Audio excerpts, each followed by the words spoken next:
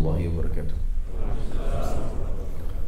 Alhamdulillah, tidak pernah berhenti lisan kita memuji Sang Pencipta Allah, Zat yang paling pantas untuk dipuji, dicintai, ditunduki, dan juga dipatuhi.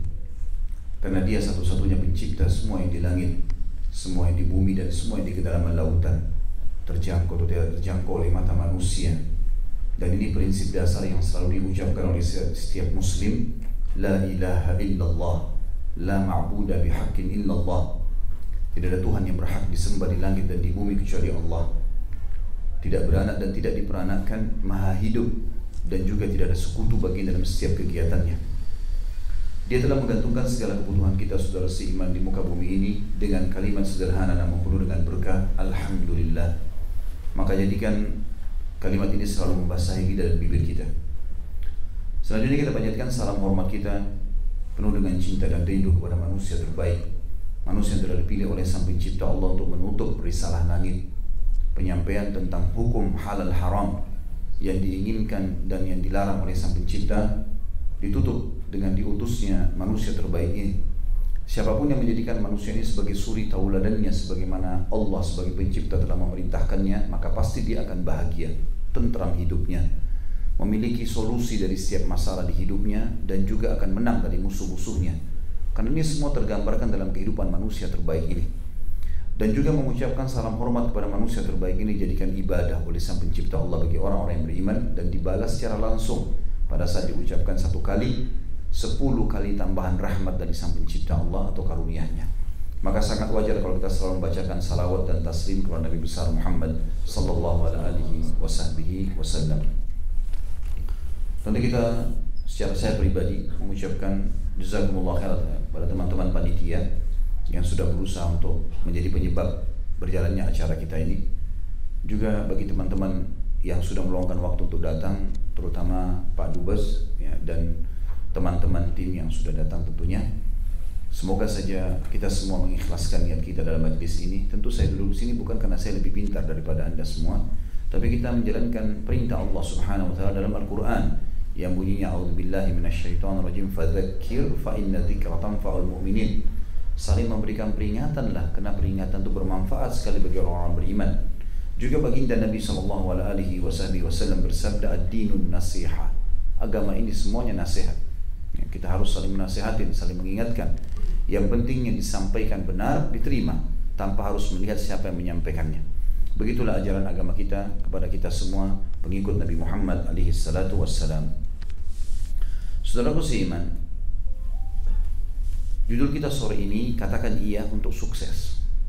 Dan tentu ini adalah tema kami, saya pribadi yang ke-6 selama berada di Qatar ini. Dan ini mungkin tema kita yang terakhir tentunya di perjalanan saya ini, karena besok pagi saya akan balik ke Indonesia dengan izin Allah. Tema ini teman-teman sekalian sebenarnya sedikit mengkritik saya, dan baru saja saya susun kurang lebih 2 minggu, 3 minggu yang lalu. Karena saya melihat banyak sekali umat Islam yang kalau ditimpa sebuah cobaan atau misalnya gagal dalam satu upaya, maka mereka vakum atau merasa putus asa. Padahal dalam Islam, saudara seiman, tidak ada kata-kata putus asa, tidak ada kata-kata terlambat, tidak ada kata-kata saya tidak bisa ya. Itu semua harus hilang dalam kamus benak kita. Rasulullah SAW bersabda dalam sebuah hadis yang sahih, sesungguhnya aku membenci semua kalimat pesimis. Aku tidak bisa, aku tidak mampu, kayaknya tidak akan sembuh, tidak akan menikah, tidak akan berhasil, dan seterusnya. Dan aku sangat menyukai al-fa'al. Lalu para sahabat mengatakan, apa itu al-fa'al ya Rasulullah? Kata Nabi SAW, semua kata-kata optimis. Kata-kata pesimis tadi ditolak, kata pesimis semuanya. Saya bisa, saya mampu, saya belum terlambat. Sebuah kegagalan dalam Islam itu adalah pengalaman hidup, ilmu. Dan kita tahu bahwasanya pengalaman itu adalah sebaik-baik guru. Rasulullah SAW mengingatkan kepada kita dalam sebuah hadisnya, la yalda'ul mu'min fi juhrin marratain. Tidak layak orang mukmin disengat atau jatuh di sebuah lubang 2 kali. Artinya pengalaman. Pada saat kita jalan di satu jalan, di sana ada lubang dan kita jatuh kemarin, jangan injak lagi lubang itu. Artinya pengalaman hidup. gitu kan? Itu sebuah ilmu dan itu bukan berarti kegagalan. Itu bukan sebuah hal yang membuat kita vakum. Kalau kita selalu menggunakan prinsip teman-teman sekalian, sudah deh, saya nggak bisa, sudah coba sekali nggak bisa. Berarti kita kalau tarik ini kepada anak kecil atau kita masih kecil, belajar naik sepeda pada saat jatuh luka. Kalau anak-anak kecil prinsipnya seperti kita sekarang, ya, maka tidak akan pernah ada yang bisa belajar naik sepeda. Karena semuanya pasti jatuh dulu. Ternyata jatuh itu memotivasi dia untuk lebih bisa dan berhasil. Kenapa kita waktu kecil punya prinsip sukses, sekarang tidak? Padahal sebenarnya harusnya seperti itu teman-teman sekalian. Semua cobaan yang datang itu untuk dihadapi. Dan Rasulullah SAW bersabda, Allah tidak akan menguji hambanya melampaui kapasitasnya. Nggak ada cobaan kita yang tidak bisa kita lalui. Allah mau kita bermuhasabah. Kalau kita sudah benar, pertahankan. Kalau kita salah, kita muhasabah. Nggak ada salahnya kita minta maaf dan memperbaikinya. Bukan aib dalam Islam. Makanya Imam Adz-Dzahabi rahimahullah memasukkan dalam buku beliau Al-Kabair atau dosa-dosa besar, putus asa, vakum, malas-malesan, merasa tidak bisa. Allah Subhanahu wa ta'ala memotivasi kita teman-teman sekalian untuk selalu maju, sukses. Dan sukses itu teman-teman sekalian pada saat seseorang bisa mengambil pelajaran dari hidupnya, kemudian dia mendongkrak dirinya untuk menjadi orang yang berhasil. Tidak ada orang yang kaya raya teman-teman sekalian dalam hitungan 1-2 hari. Mereka juga melalui proses. Tidak ada orang yang pintar tiba-tiba hanya belajar 1-2 hari. Mereka melalui proses. Tidak ada orang yang berhasil menetralkan rumah tangganya kecuali melalui proses. Kena adaptasi dua orang yang berbeda karakter, berbeda pola makan, pola hidup, maka butuh waktu. Kalau bahasa saya, nikmati prosesnya. Nikmati prosesnya. Itu penting sekali. Karena kalau tidak maka tidak bisa. Kita akan lihat saudaraku seiman, peringatan dari Nabi SAW dalam sebuah hadis yang sahih. Beliau bersabda, kalau seandainya di tangan seseorang di antara kalian ada tanaman, bibit tanaman, dan dia tahu besok kiamat, tetap dia tancapkan. Tetap dia tancapkan. Apa maknanya ini teman-teman sekalian? Maknanya tidak ada kata-kata putus asa. Ibnu Umar radhiyallahu anhu di umur beliau yang sangat tua, sudah mendekati 100 tahun, beliau menanam pohon kurma. Pohon kurma mirip pohon kelapa. Sekian tahun baru berbuah, gitu kan? Maka orang-orang di sekitarnya tanya, "Hai Ibnu Umar, kenapa Anda tanam pohon ini? Anda sudah sangat tua. Anda tidak akan bisa menikmati hasilnya." Apa jawaban beliau? "Saya menanamnya bukan untuk saya, tapi untuk generasi setelah saya sehingga saya bisa mendapatkan amal jariah dari mereka." Sabda Nabi SAW, tidak ada seseorang yang menancapkan sebuah pohon kecuali jin, manusia, hewan-hewan yang bernaung di bawah pohon tersebut atau makan buahnya, kecuali dia akan mendapatkan pahala. Jadi tidak ada kata-kata vakum. Dalam Islam saudaraku seiman, kita boleh menjadi orang yang paling kaya di muka bumi. Kita boleh menjadi orang yang paling pintar. Kita boleh menjadi orang yang paling sehat. Bahkan kita dianjurkan untuk bersaing pada hal positif. Bedakan antara istilah hasad, iri dan dengki dengan ghibthah. Apa bedanya? Saya jelaskan. Hasad, iri dan dengki ini teman-teman yang dilarang dalam agama, yang kata Nabi SAW, hati-hati kalian dengan hasad, iri dan dengki, karena dia bisa menghilangkan pahala seperti api membakar kayu. Jadi kalau ada orang sukses, lalu kita cemburu dengan dia, dengan harapan nikmat itu hilang darinya. Misal orang baru beli mobil baru, kita cemburu, kenapa orang ini bisa beli mobil baru ya?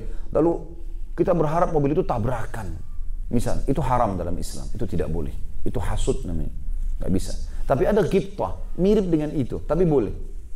Kata Nabi SAW, tidak boleh orang ghibthah atau hasud ini, ya, kecuali dalam 2 keadaan. Tidak boleh orang iri kecuali 2 keadaan. Seseorang yang Allah karuniahi Al-Quran, dan dia sibuk menghafalnya, membacanya pada siang dan malam hari. Itu orang wajar kita cemburui. Dan seseorang yang Allah karunia harta kaya raya, lalu dia sibuk menghabiskan di jalan Allah di pagi dan malam hari. Ini namanya ghibthah. Jadi kalau kita cemburu pada seseorang yang punya kelebihan, kenapa dia bisa jadi sukses dalam pendidikannya, dalam rumah tangganya, dalam jabatannya, dalam fisiknya, tapi kita tidak berharap itu hilang dari dia, kita mengikuti langkahnya atau bersaing positif dengan dia, boleh dalam Islam. Boleh. Sekarang adik saya berhasil buka sebuah perusahaan. Saya sebagai kakaknya mengatakan, saya juga harus buka ya. Kenapa adik saya bisa?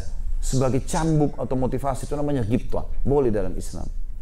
Yang tidak boleh kalau kita sekali lagi berharap nikmat itu hilang dari dia. Renungi teman-teman sekalian firman Allah Subhanahu wa taala dalam Al-Qur'an. Dalam surah Al-A'raf ayat 32, Allah berfirman, "A'udzu billahi minasyaitonir rajim.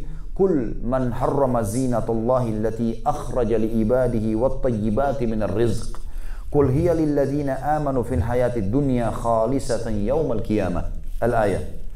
Katakanlah hai Muhammad kepada para pengikutmu, kepada manusia semua, siapa yang berani-berani mengharamkan perhiasan, kenikmatan, makanan, minuman, tempat tinggal, pendidikan, prestasi-prestasi tertinggi di dunia yang telah Allah keluarkan atau tetapkan bagi hamba-hambanya sebagai rezeki yang baik-baik buat mereka. Boleh kita jaga nama harum kita dengan kejar titel tertinggi pendidikan, boleh kita menjadi seorang pedagang yang hebat, boleh menjadi seorang pejabat yang hebat, boleh menggunakan pakaian yang terbaik. Islam tidak pernah suruh kita pakai baju kumuh, tidak pernah suruh kita makan roti kering, tidak pernah suruh kita untuk hidup susah-susah, enggak. Islam suruh kita menjadi orang yang mampu. Bahkan dalam Islam, kalau dicari mana yang lebih afdal, orang kaya atau orang miskin, dan dua-duanya saleh, maka dikatakan orang kaya saleh. Kenapa teman-teman sekalian? Semua ayat jihad, Allah mulai dengan bi amwalikum wa anfusikum, dengan harta kalian dan jiwa kalian.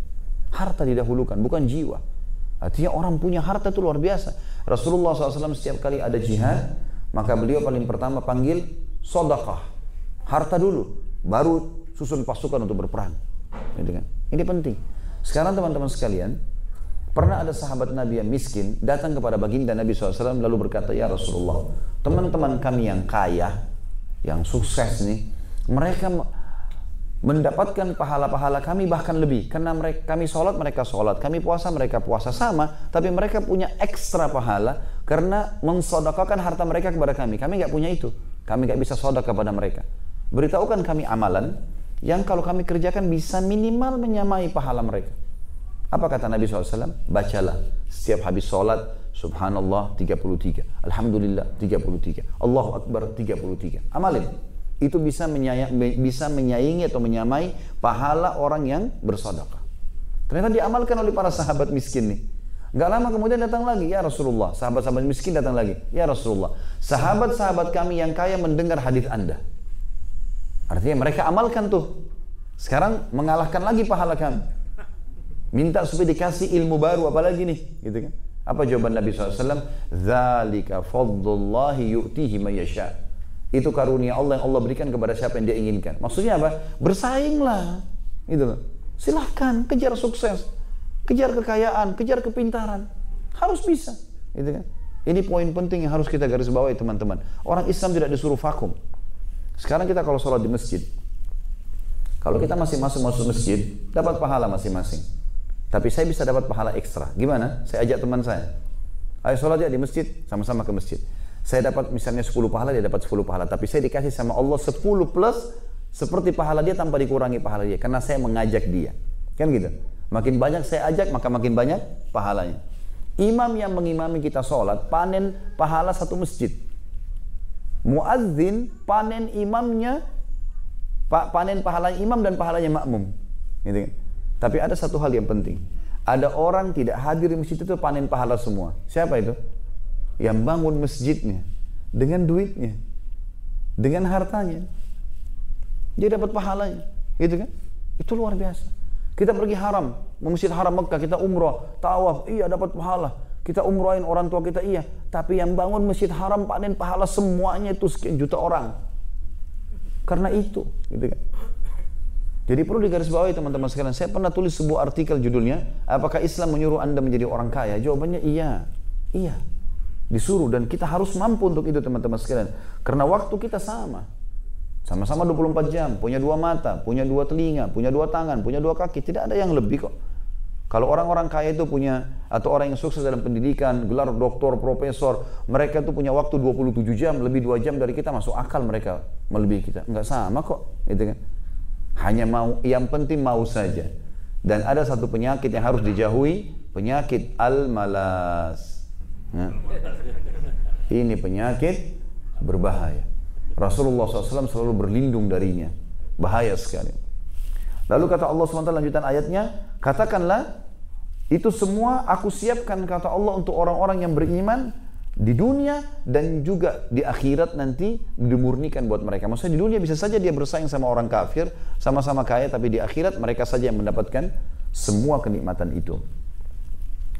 Juga dikatakan oleh Allah Subhanahu wa taala dalam surah Jum'ah tentang salat Jumat ayat 10, A'udzu billahi minasyaitonir rajim. Fa idza qudiyatis salatu fantashiru fil ardi wabtagu min fadlillahi wadhkurullaha katsiran la'allakum tuflihun. Kalau kalian selesai mengerjakan salat Jumat atau salat wajib yang lain, maka fantashiru fil ard, bersebarlah di muka bumi, menyebarlah, bekerjalah. Apa maknanya di sini? Kenapa dikatakan bekerja, kata ulama tafsir? Karena Allah bilang wabtagu min fadlillah, dengan cara mengejar karunia-Nya Allah. Kejar tuh rezeki-rezeki, kejar tuh prestasi-prestasi dunia.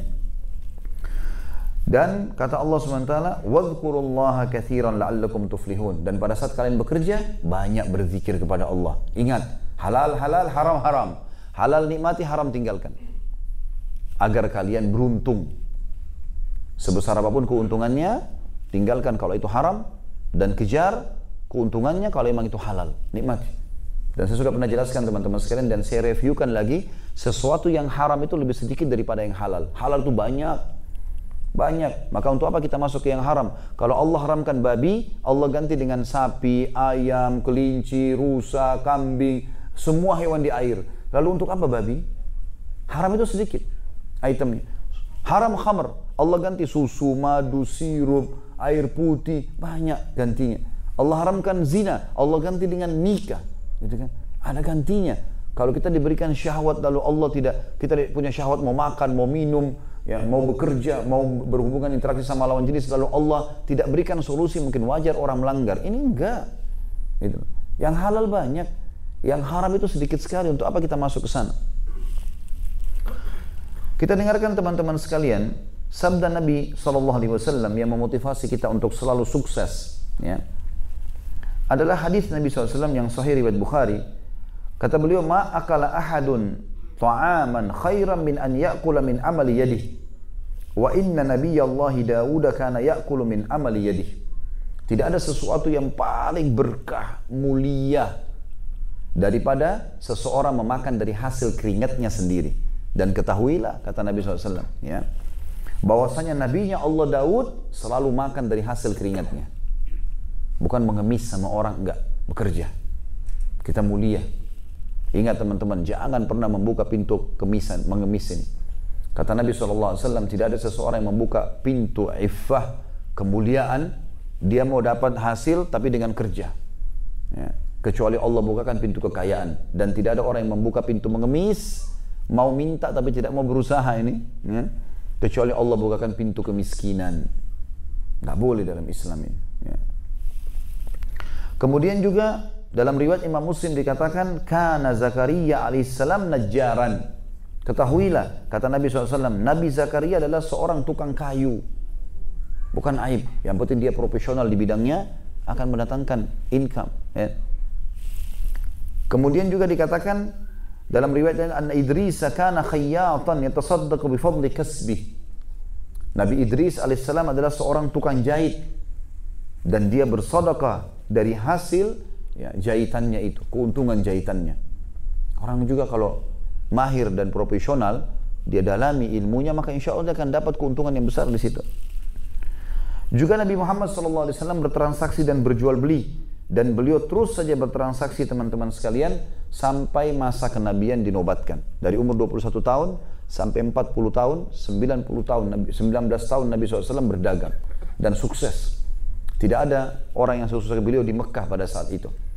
Pada saat beliau mulai berdagang, orang-orang Mekah banyak membawa duit dari Mekah ke negeri Syam. Beli barang, nanti barang itu dibawa ke Mekah lagi untuk dijual. Jadi cuma sekali transaksi. Beli di Syam, jual di Mekah. Nabi SAW waktu membawa harta-harta orang Mekah termasuk Khadijah sebelum menikah dengan beliau alaihissalatu wassalam, Nabi SAW membeli dengan harta itu semua produk Mekah. Jadikan duit semua, produk dibawa ke negeri Syam, dijual di negeri Syam, untung beli barang Syam dibawa ke Mekah. Sampai akhirnya Rasulullah SAW menjadi orang yang kaya raya. Dan keliru orang yang mengatakan Nabi SAW miskin. Keliru sekali. Waktu beliau menikahi Khadijah, maharnya Khadijah 21 ekor unta. Antum di sini tahu mungkin harga unta. Kalau yang bagus bisa 10.000 real harganya.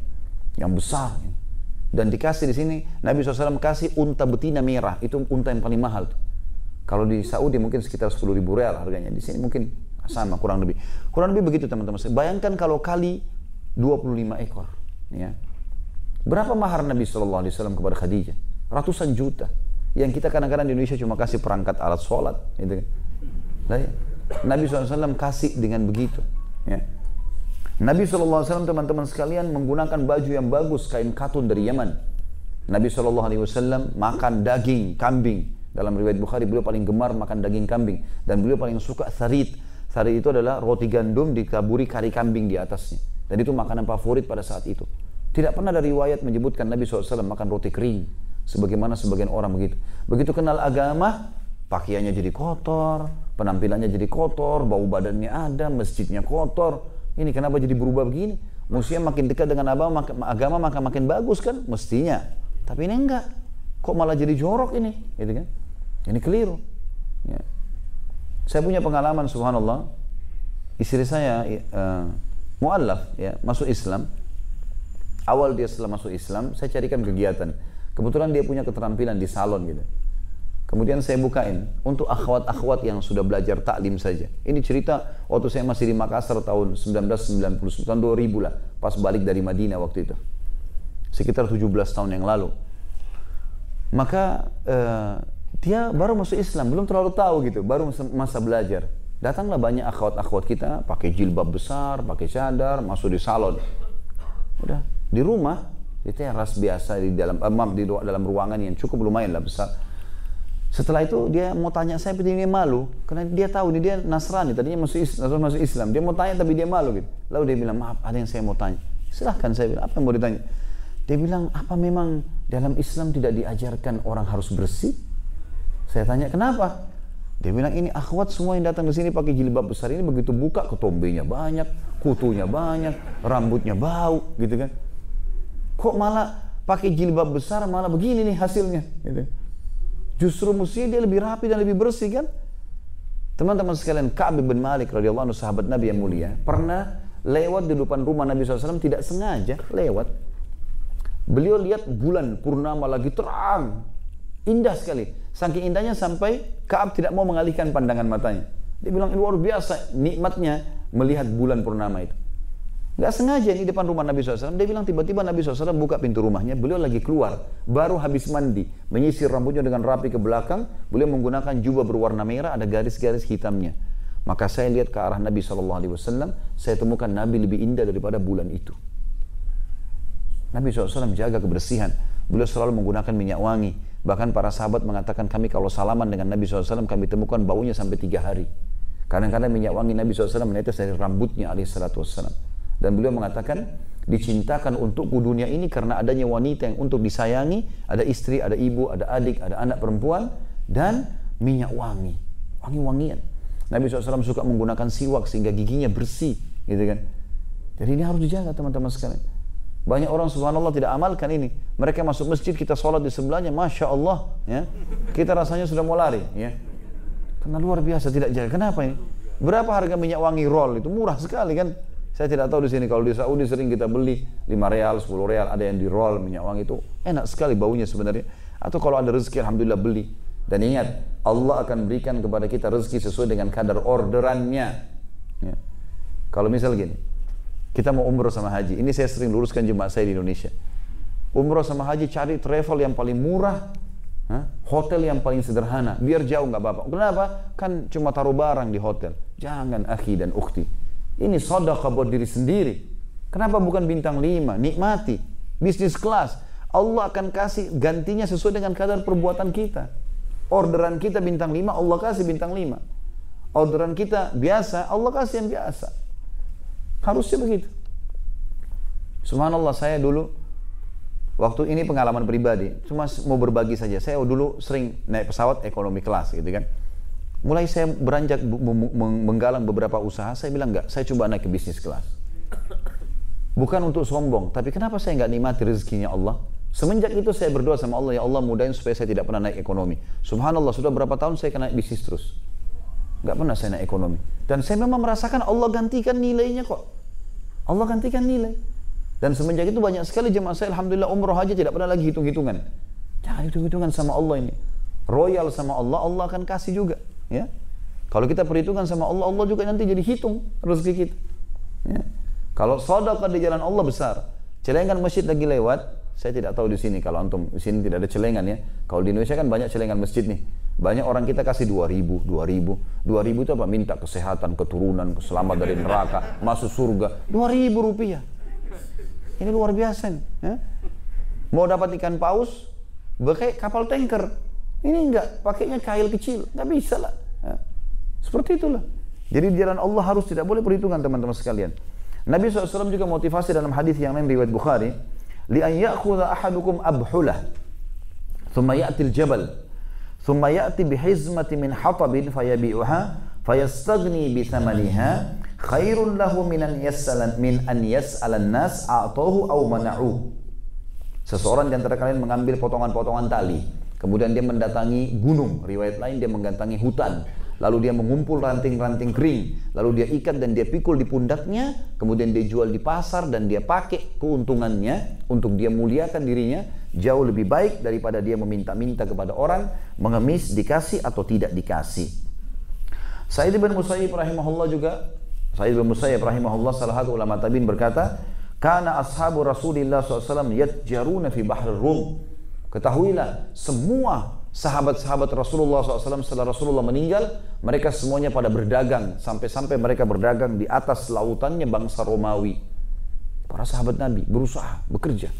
Disebutkan dalam riwayat lain, Umar bin Khattab berkata, ta'allamul mihna, fa innahu yushiku an yahtaja ahadukum ila mihnati. Dalami keterampilan itu. Selalu punya keterampilan, dan jangan vakum kepada satu keterampilan saja. Kuasai sekian banyak. Gitu. Karena pasti seseorang di antara kalian akan terbantukan dengan keterampilannya itu. Abu Darda radhiyallahu anhu membuka sebuah rumah makan di Madinah. Dan saking luar biasanya beliau selalu masak sendiri, ingin supaya maju, sampai wajah beliau hitam karena kena arang atau asapnya masakan tersebut. Kemudian Abu Bakar juga dikatakan oleh Aisyah radhiyallahu anha adalah atjarul Quraisy, atjara Quraisy, pedagang yang paling ulungnya Quraisy, hatta dakhala fil imarah, sampai dia masuk ke kancah politik untuk menjadi khalifah, baru beliau tinggalkan. Juga Qais bin Asim rahimahullah. Qais bin Asim ini salah satu ulama tabi'in berkata kepada anak-anaknya pada saat akan meninggal, alaikum bil mal wastina'ah. Kalian harus cari harta itu, prestasi dunia itu, dan harus kalian kembangkan. Fa'innahu mambahatul karim. Karena sesungguhnya prestasi-prestasi itu, harta, jabatan, nama yang baik, yang pendidikan yang tinggi kalau kita sekarang, itu adalah kemuliaan seseorang. Wa yustagna bihi 'anil la'im, dan juga bisa menolong agar tidak dihina. Wa iyyakum wal mas'alah, dan jangan pernah kalian mengemis dan malas-malasan. Fa innaha akhiru kasbatir rajul. Karena itu kalau terakhir sekali sudah tidak ada jalan keluar, orang sudah bangkrut atau kena banjir, badai, segala macam, stroke, nggak bisa lagi bekerja, maka terakhir baru dia buka pintu minta. Jadi tidak boleh orang dalam keadaan sehat membuka pintu itu. Sa'id bin Musayyib juga mengatakan rahimahullah, la khaira fi man la yatlubul mal. Nggak ada kebaikan bagi seorang muslim yang tidak mencari harta. Mencari harta, prestasi dunia. Yaqdi bihi dainah, dengan harta itu dia akan melunasi utang-utangnya. Wa yasunu bihi irdah, dan dia muliakan nama baiknya. Wa yaqdi bihi zimamah, dan dia juga menguatkan kehidupannya, maksudnya mengatur dengan rapi kehidupannya. Wa immata taraka mirathan liman ba'dah, dan kalau dia mati bisa jadi warisan bagi ahli warisnya. Mulia semuanya. Ad-Dahhak bin Muzahim rahimahullah, salah satu tabi'in berkata, syaraful mu'min salatun fi jawfil laili wa izzuhu istighnahu 'anil nas. Kemuliaan seorang muslim atau seorang mukmin adalah dia selalu salat malam, dan juga kemuliaan dirinya adalah pada saat dia tidak bergantung kepada orang-orang, artinya dia berusaha untuk memberikan atau mendapatkan hasil. Umar bin Khattab juga berkata dalam riwayat yang lain radhiyallahu anhu, maksabatun fi dina'ah khairum min su'alin nas. Bekerja keras walaupun hasilnya masih pas-pasan jauh lebih baik daripada seseorang mengemis kepada orang lain. Luqman Al-Hakim rahimahullah yang disebutkan dalam Al-Quran surah Luqman, seorang yang saleh dari zaman dulu, karena salehnya sampai Allah kekalkan dalam Al-Quran dan diberikan nama surah dengan namanya. Dia berkata kepada anaknya, ya bunayya, wahai anakku, istagni bil kasbil halal, selalulah fokus mencari pendapatan yang halal. Fa innahu maftakara ahadun illa asabathu ihda thalathat khisal. Tidak ada orang yang meninggalkan untuk bekerja dan mendapatkan prestasi dunia dan harta yang baik kecuali dia akan ditimpa salah satu dari 3 keadaan buruk, 3-tiganya. Yang pertama, riqqatun fi dinihi, pasti agamanya jadi loyo, jadi lemah. Orang miskin itu nanti agamanya gampang dibeli. Sampai kata Nabi SAW, kadal fakru an yakuna kufra. Kefakiran itu sangat dekat dengan kekufuran. Bisa dibeli agamanya dengan Indomie kalau kita di Indonesia, beli dengan beras, ya, beli dengan baju, beli dengan kendaraan, bisa dibeli. Ini bahaya kalau orang tidak punya pendapatan, teman-teman, tidak punya prestasi dunia, bisa dibeli. Lemah agamanya. Kata Luqman Al-Hakim dari zaman dulu nih, dari sebelum Nabi SAW. Kemudian yang kedua, awdha'fu fi aqlihi, atau akalnya jadi sempit.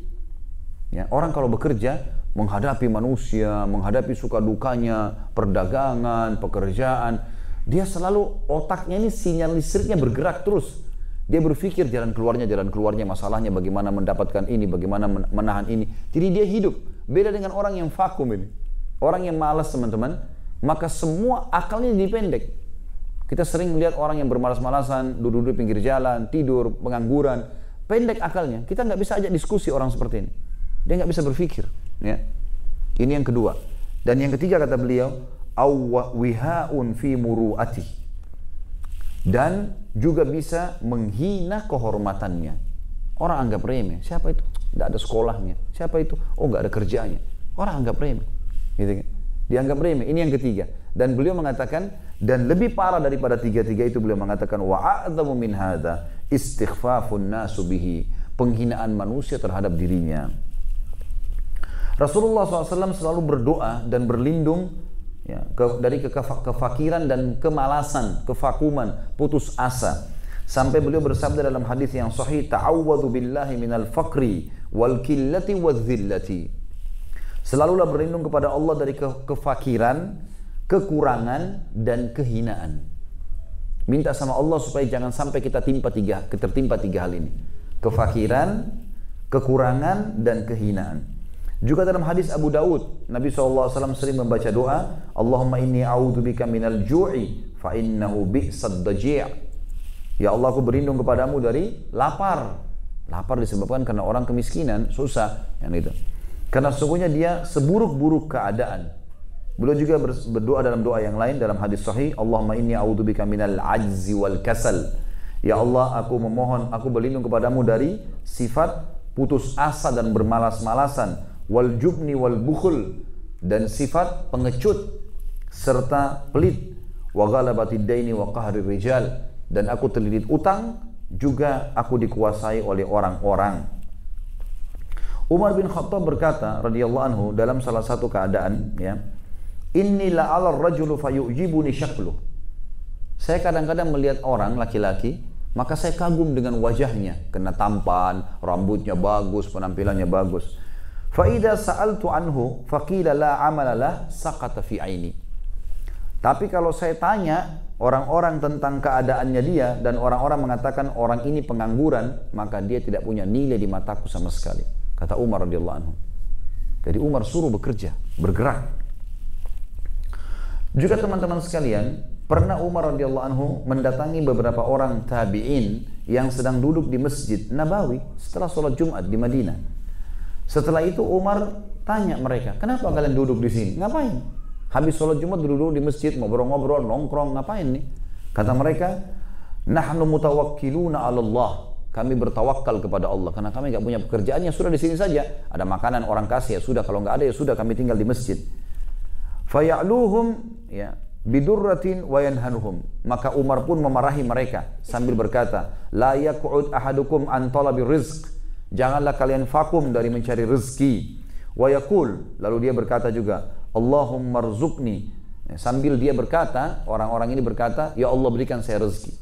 Sambil dia vakum dulu di masjid, ya Allah berikan saya rezeki, tapi tidak bekerja, gitu kan. Umar bin Khattab ajarkan kita sebuah konsep penting ini. Waqad alima anna as-samaa'a la tumtiru dhahaban wala fiddah. Padahal dia sudah tahu langit tidak akan pernah dari hukum Allah menghujankan emas atau perak. Enggak mungkin. Dia harus bekerja ikhtiar baru Allah kasih. Muhammad bin Thawr juga berkata bahwasanya Sufyan ats-Tsauri, salah satu ulama tabi'in, tadi kebetulan pagi kita sempat menceritakan tentang Sufyan ats-Tsauri rahimahullah, seorang tabi'in yang masyhur, ulama besar ya, yang terkenal memiliki julukan Sajjad, orang yang paling suka sujud ya. Dia tidak angkat kepalanya dari sujud kecuali sudah sampaikan seluruh hajatnya kepada Allah. Dia pernah melihat orang-orang lagi duduk di Masjid Haram Mekah karena beliau ulama Mekah. Lalu ditanya, "Ma yujlisukum?" Apa yang buat kalian duduk-duduk di sini? Qulna ma nasna. Mereka pun berkata, apa yang kami harus lakukan? Kami nggak tahu harus buat apa, nggak ada ide. Mau kerja juga nggak ada pekerjaan. Kata beliau, qala utlubu min fadlillah. Keluar dan cari karunia-Nya Allah. Wala takunu iyalan 'alal muslimin. Dan jangan pernah kalian menjadi beban bagi orang-orang Islam. Orang-orang kayak kalian ini akan jadi bebannya kaum muslimin.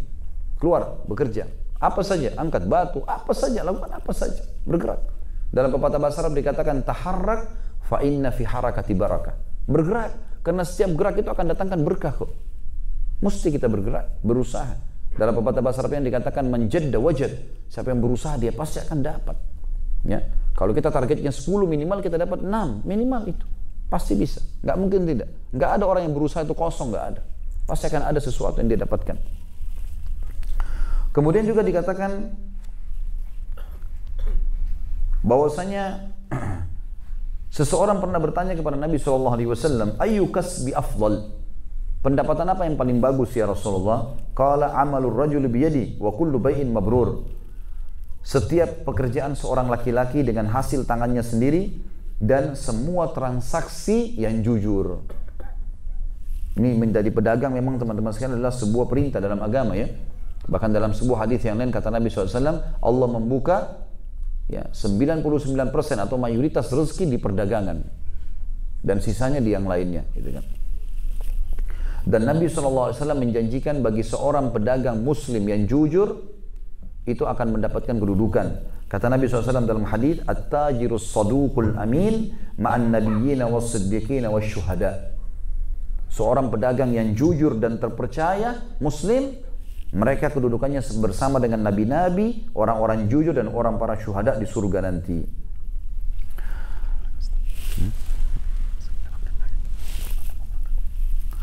Disebutkan juga dalam riwayat lain, ada sahabat teman-teman sekalian, sahabat ini kebetulan lewat di hadapan Nabi SAW, ngangkat pelapa kurma, ngangkat batu, ngangkat pasir, bergerak, keringat, bolak-balik, sendirian. Nabi SAW lagi jalan dengan sahabat-sahabat Nabi yang lain, lagi santai gitu. Rupanya sahabat-sahabat yang bersama Nabi SAW mengatakan, ya Rasulullah, andai saja ya perbuatannya orang ini ibadah. Ibadah nggak kira-kira orang seperti ini? Nabi SAW berkata, ketahuilah, siapapun yang keluar mencari anaknya yang sedang hilang, anaknya tanggung jawabnya. Dia cari, ikhlas dia cari karena dia tahu ini adalah amanah dari Allah, maka dia di jalan Allah. Dapat pahala. Siapa yang keluar mencari orang tuanya yang hilang, yang merupakan tanggung jawabnya juga, gitu kan? Yang sudah tua, mungkin hilang karena pikun, tidak tahu, dia cari, dia juga di jalan Allah. Dan siapapun yang keluar mencari rezeki untuk memuliakan dirinya, dia di jalan Allah. Sebenarnya poin terakhir yang ingin Nabi SAW sampaikan ya. Lalu kata Nabi SAW, dan siapapun yang keluar riya untuk pamer-pamer, untuk sombong-sombong, fahuwa fi sabili syaitan, maka dia berada di jalan syaitan. Di jalan syaitan. Jadi di sini teman-teman sekalian, kita harus faham luar biasa bagaimana wasiat dalam agama kita untuk hati-hati. Ya. Jangan sampai, maksudnya hati-hati di sini jangan sampai kita vakum, jangan sampai kita malas, jangan sampai kita mengatakan kata terlambat. Ingat para sahabat ridwanullahi alaihim itu mereka, teman-teman sekalian, masuk Islam umur 70 tahun bisa hafal Quran. Masuk Islam 70 tahun masih ikut jihad. Bahkan ada sahabat waktu masuk medan perang, teman-teman sekalian, pegang pedang gemetar, tapi ikut perang. Nggak ada kata terlambat. Bukan orang seperti kita, subhanallah, baru gerimis sedikit, nggak usah ke masjid deh. Baru gerimis. Ya. Bagaimana kalau hadapin musuh nih? Harus semangat teman-teman sekalian, kejar. Karena nggak ada waktu lagi. Kira-kira waktu antum berapa lama lagi hidup di dunia? Allahu a'lam. Tapi kan kita tidak tahu. Bisa saja hari ini kita tidak hidup, Allahu a'lam. Kita berharap insya Allah semua panjang umur. Tapi teman-teman, mati itu kalau datang bisa misterius loh. Di ruangan ini sekarang pojok sana bisa malaikat maut datang, saya cuma lihat, Anda semua tidak lihat. Tiba-tiba cabut perut saya, mati, tergeletak. Malam ini saya sudah di kuburan, dikenang Khalid Basalamah pernah ceramah. Sebatas itu. Setiap detik kita bisa terjadi. Tidak harus orang masuk ICU baru mati. Kejar yang terbaik. Di dunia kita jadikan sebagai prestasi dunia supaya nama kita harum, diniatkan juga ikhlas. Semua yang halal kita nikmati, maka akan jadi penyebab kita dapat yang terbaik di akhirat sana. Kita harus begitu. Begitu pula teman-teman sekalian sebagai penutup dengan di akhirat. Juga begitu. Kita harus kejar yang terbaik di akhirat. Jangan bilang, saya yang penting masuk surga. Jangan. Sayang. Apa kata Nabi SAW? Kalau kalian minta surga Firdaus yang tertingginya. Kejar yang tertinggi. Mungkin antum bilang, saya kan baru taubat sekian berapa tahun saja. Tidak usah pikir itu. Umar bin Khattab dulu pemabuk. Tapi dia tidak pikir masa lalunya, karena Islam tidak pernah lihat masa lalu seseorang. Sekarang ke depan. Apa yang saya dapatkan sekarang ke depan, itu yang penting. Belum terlambat teman-teman sekalian. Sebagai penutup, saya lihat teman saya belajar dari teman saya waktu saya masih S1 di Madinah. Dari Afrika semua, dari Senegal. Duduk di sebelah saya pas. Kebetulan kami sudah kuliah waktu itu tahun 1994 di kuliah dakwah. Mungkin sudah berjalan kuliah 3 bulan, 2 bulan kuliah. Artinya tiap hari ini 5 mata pelajaran. Jadi kali 2 bulan ini banyak sekali materi yang ketinggal gitu. Orang ini masuk, salaman, kenalan sama saya, namanya Abu Bakar, Masya Allah. Saya masih ingat sampai sekarang. Beliau duduk di sebelah saya, kemudian saya, apa yang dosen bilang saya tulis kan. Dia juga mulai tulis. Dia tulis terus. Saya sempat berpikir, ini orang sudah ketinggalan, untuk apa dia tulis? Sempat ternyata di benak saya gitu kan. Tapi dia tulis saja.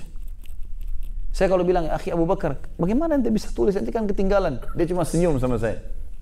Ya lah apa-apa, saya tulis saja. Ditulis sama dia, terus ditulis.